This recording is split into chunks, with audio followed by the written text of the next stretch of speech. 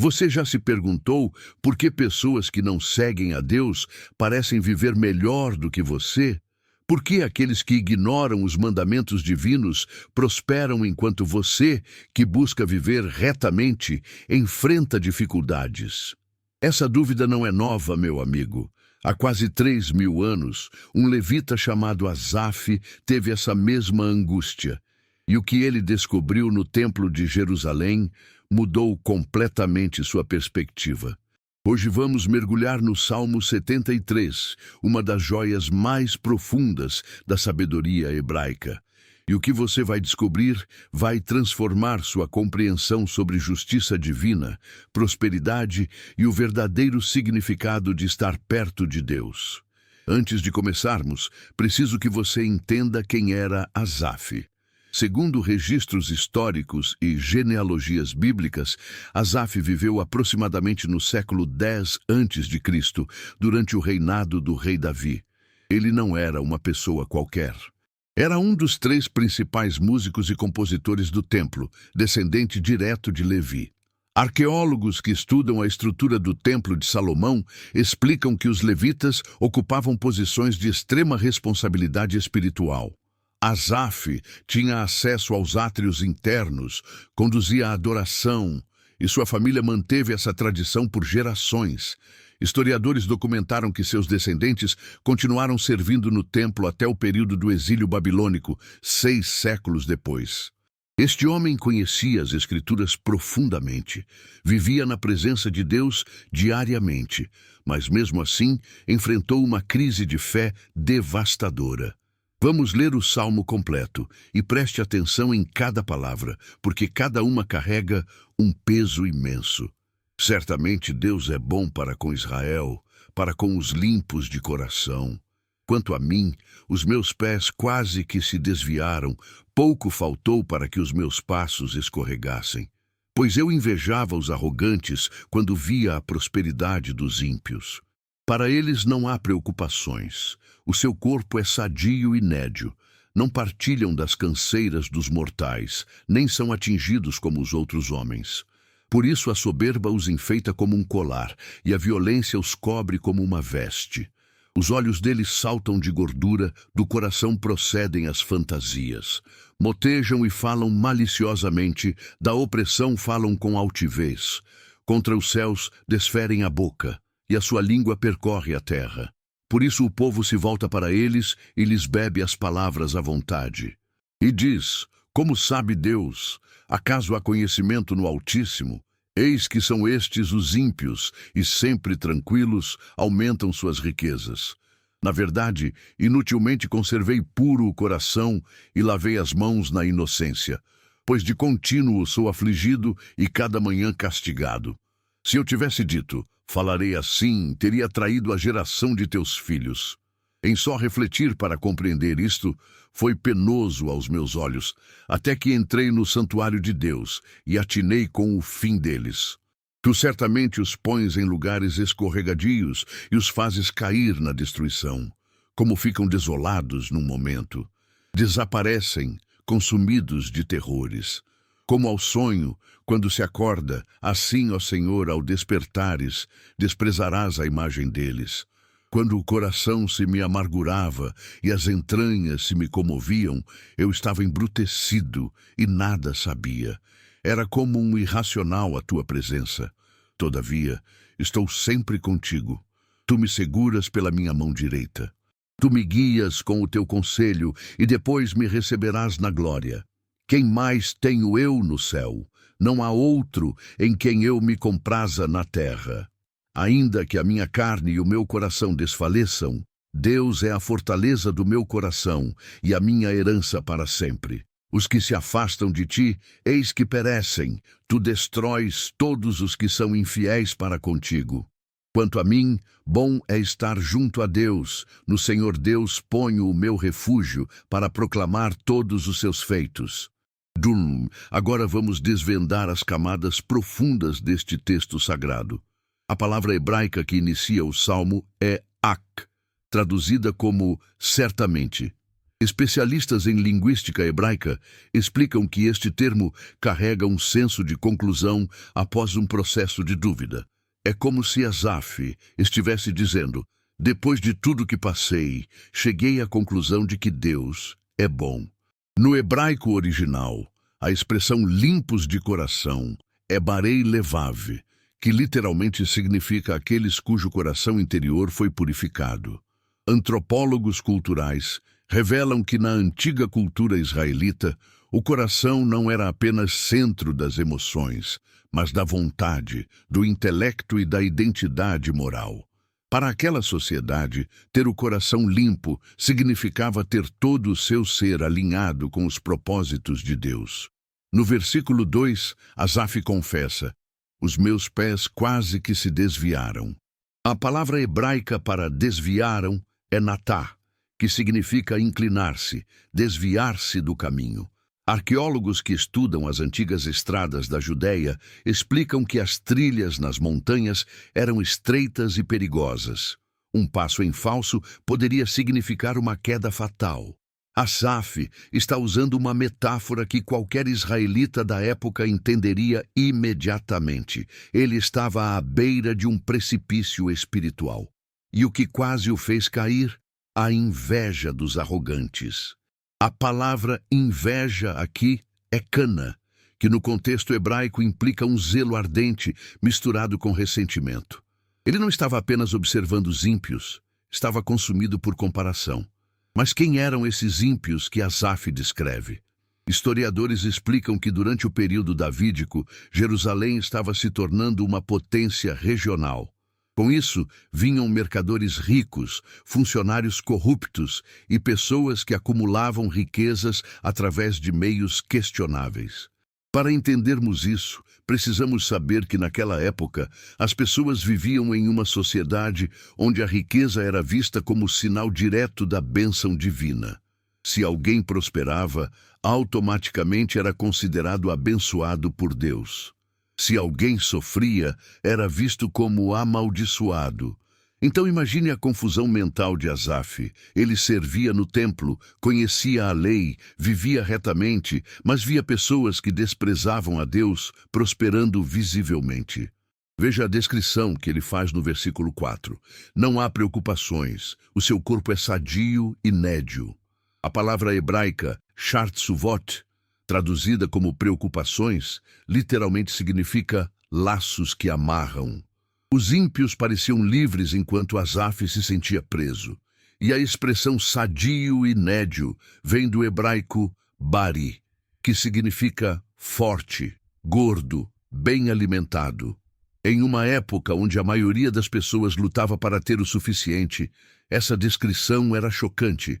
Antropólogos culturais revelam que a obesidade no mundo antigo era sinal de extrema riqueza, porque apenas os muito ricos podiam comer em abundância, enquanto a população comum frequentemente enfrentava escassez. O versículo 6 traz uma imagem poderosa. A soberba os enfeita como um colar. Arqueólogos descobriram que na antiga Mesopotâmia e regiões vizinhas, colares de ouro eram símbolos supremos de status social. Quanto mais elaborado o colar, maior o poder da pessoa. Asaf está dizendo que a arrogância desses ímpios era exibida como joias preciosas. E mais, a violência os cobre como uma veste. Eles não escondiam sua maldade, usavam-na como roupa. Para aquela sociedade, isso era revolucionário, porque a veste determinava identidade. Um sacerdote tinha suas vestes, um soldado tinha as suas. Esses ímpios se vestiam de violência como se fosse sua profissão. No versículo 7, encontramos uma frase intrigante. Os olhos deles saltam de gordura. Especialistas em literatura hebraica explicam que esta é uma expressão idiomática que indica prosperidade excessiva ao ponto da arrogância. E aqui vem algo fascinante. A palavra mashkiot, traduzida como fantasias, literalmente significa imagens ou conceitos. No hebraico, implica que do coração corrupto procedem ideias distorcidas. Psicólogos modernos explicam que a prosperidade sem propósito moral frequentemente leva a uma dissociação da realidade, exatamente o que Asaf descreve. Os versículos 8 e 9 revelam a culminação da arrogância. Contra os céus desferem a boca e a sua língua percorre a terra. A imagem aqui é de alguém cuja blasfêmia atinge o céu enquanto sua calúnia domina a terra. Linguistas explicam que a construção hebraica sugere uma boca aberta em desafio permanente a Deus. E o resultado? Versículo 10. Por isso o povo se volta para eles. A palavra hebraica shuv significa retornar, voltar-se. O povo estava abandonando os caminhos de Deus para seguir esses ímpios prósperos. E eles diziam: como sabe Deus? Acaso há conhecimento no Altíssimo? Esta era a teologia da prosperidade ímpia. Deus não se importa, não vê, não age. E Asaf, vendo tudo isso, chega à conclusão devastadora do versículo 13. Na verdade, inutilmente conservei puro o coração e lavei as mãos na inocência. A palavra rik, traduzida como inutilmente, significa vazio, sem propósito, em vão. Ele estava dizendo que sua devoção a Deus parecia não ter sentido algum. Para um levita que dedicara toda a sua vida ao serviço do templo, essa conclusão era destruidora. E pior, de contínuo sou afligido e cada manhã castigado. Enquanto os ímpios festejavam, ele sofria. A expressão cada manhã é particularmente dolorosa, porque sugere que acordar já era enfrentar novo sofrimento. Mas aqui vem o ponto crucial, a virada que transforma tudo. Versículo 15. Se eu tivesse dito, falarei assim, teria traído a geração de teus filhos. Mesmo na sua angústia mais profunda, Asaf manteve uma consciência comunitária. Ele entendeu que verbalizar sua dúvida publicamente poderia destruir a fé de outros. Historiadores explicam que os levitas eram responsáveis pela educação espiritual do povo. Se Asaf, uma autoridade espiritual, declarasse que servir a Deus era inútil, gerações poderiam ser devastadas. Então ele guardou seu conflito interno. Versículo 16. Em só refletir para compreender isto, foi penoso aos meus olhos. A palavra hebraica amal, traduzida como penoso, significa trabalho extenuante, esforço doloroso. Tentar entender essa injustiça aparente estava consumindo Asaf. E então acontece o momento transformador. Versículo 17. Até que entrei no santuário de Deus e atinei com o fim deles. Aqui está o que mais impressiona. Tanto a verdade espiritual quanto a experiência humana confirmam que perspectiva muda tudo. Arqueólogos que estudam o Templo de Salomão explicam que o santuário tinha diferentes níveis de santidade. Entrar nos átrios internos significava aproximar-se da presença manifesta de Deus. Foi ali, naquele lugar sagrado, que Asaf recebeu revelação divina. A palavra being, traduzida como atinei, significa discernir, entender com profundidade. Não foi apenas um pensamento superficial, foi compreensão profunda da realidade espiritual. E o que ele viu? Versículo 18. Tu certamente os pões em lugares escorregadios e os fazes cair na destruição. Lembra da metáfora que Asaf usou sobre seus próprios pés, quase escorregando? Agora ele vê que são os ímpios que estão em terreno instável.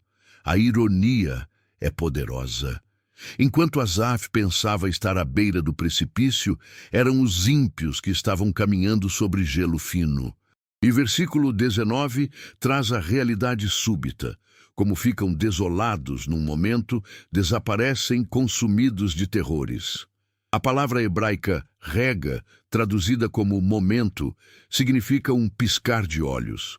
A prosperidade dos ímpios, que parecia tão sólida, pode desaparecer instantaneamente. O versículo 20 usa uma metáfora extraordinária, como ao sonho quando se acorda. Psicólogos modernos explicam que sonhos, não importa quão vívidos, evaporam ao despertar. Da mesma forma, a prosperidade sem Deus é ilusória. Quando Deus desperta para julgamento, a imagem gloriosa dos ímpios é desprezada, revelada como vazia. Para aquela época, isso era revolucionário, porque desafiava toda a teologia da retribuição imediata. Asaf estava dizendo que existe uma dimensão eterna que transcende a prosperidade temporal.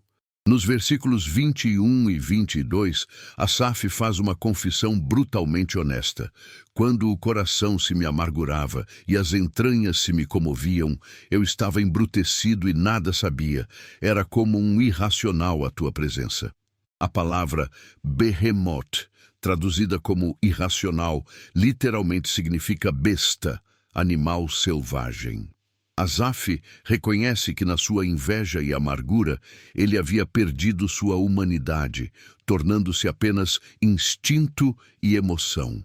Antropólogos culturais revelam que na cosmovisão hebraica, o que separava humanos de animais era a capacidade de compreender verdades eternas. Asaf estava dizendo que havia temporariamente perdido essa distinção. Mas então vem a revelação mais linda de todo o Salmo. Versículo 23. Todavia estou sempre contigo, tu me seguras pela minha mão direita. A palavra hebraica tamid, traduzida como sempre, significa continuamente, perpetuamente. Mesmo quando Asaf estava confuso, amargo, quase caindo, Deus nunca o soltou. A imagem de Deus segurando a mão direita é profundamente significativa.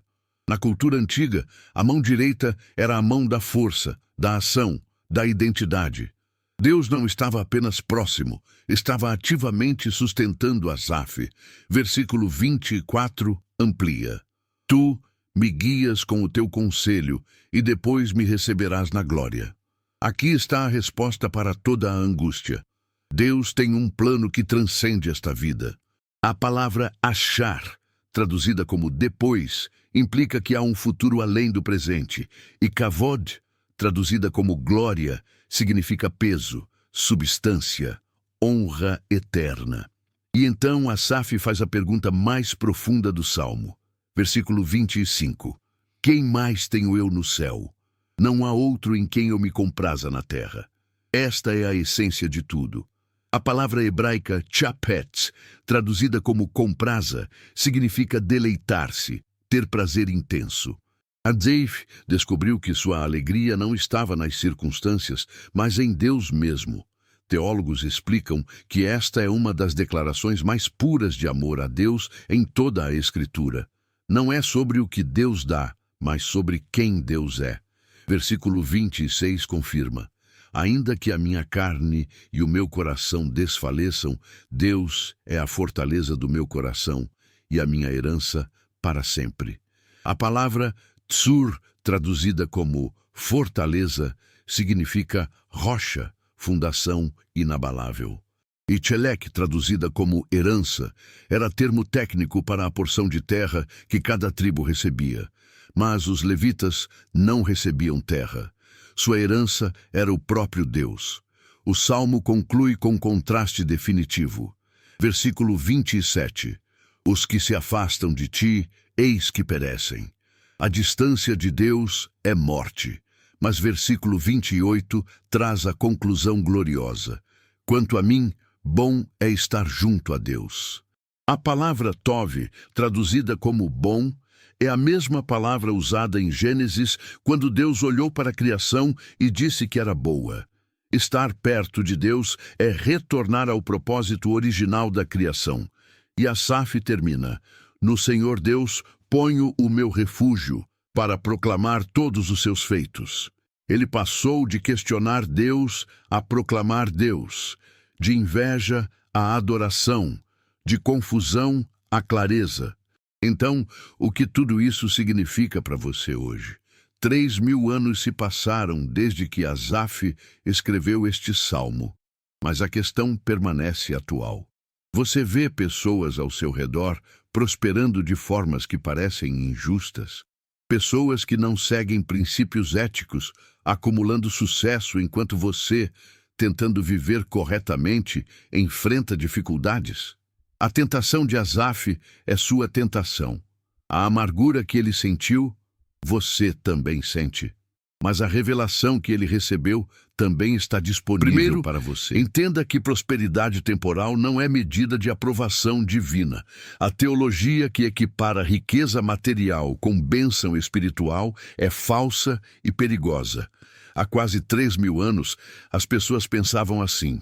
Hoje, nós sabemos melhor, mas a verdade de Deus permanece. Existe uma dimensão eterna que transcende o que vemos agora.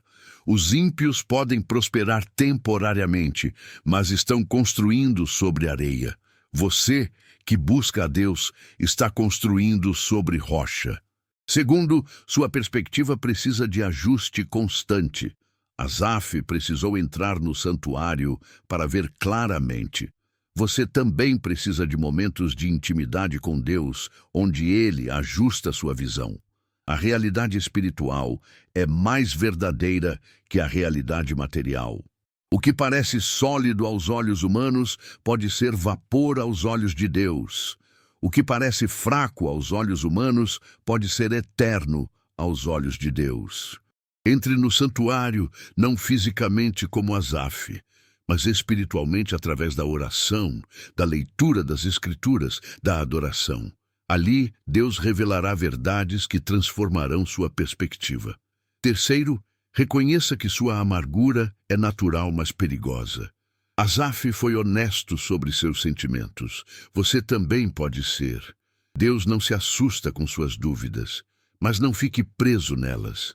A amargura é como veneno que tomamos, esperando que mate outra pessoa.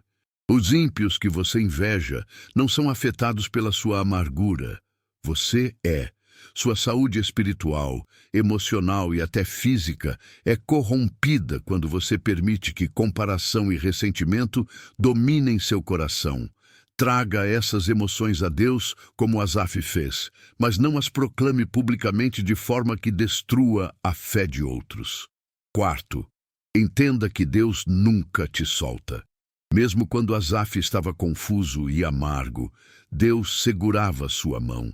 Mesmo quando você duvida, mesmo quando questiona, mesmo quando inveja, Deus não te abandona. Sua fidelidade não depende dos seus sentimentos. Ele é a rocha, quando tudo mais é areia movediça. E ele tem um plano que transcende suas circunstâncias presentes. Depois desta vida, depois deste momento difícil, depois desta temporada de aparente injustiça, Ele te receberá na glória. Isso não é escapismo. É esperança baseada na natureza eterna de Deus.